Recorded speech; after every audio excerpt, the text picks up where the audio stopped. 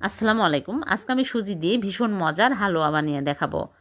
প্রথমে চুলায় প্যান বসে 2 টেবিল চামচ ঘি আর 1 কাপ সুজি দিয়ে আমি 3-4 মিনিট ভেজে নেব। একদম হালকা আঁচে ভেজে নিতে হবে।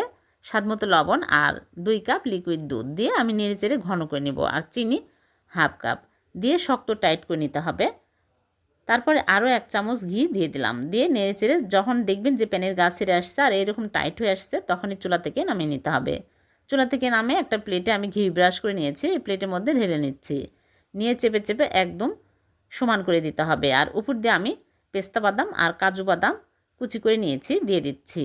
দিয়ে আমি নর্মাল ফ্রিজে রেখে দিব ঠান্ডা হওয়া পর্যন্ত। ঠান্ডা হলে সেট হলে আমি বের করে কেটে আপনাদেরকে দেখাচ্ছি।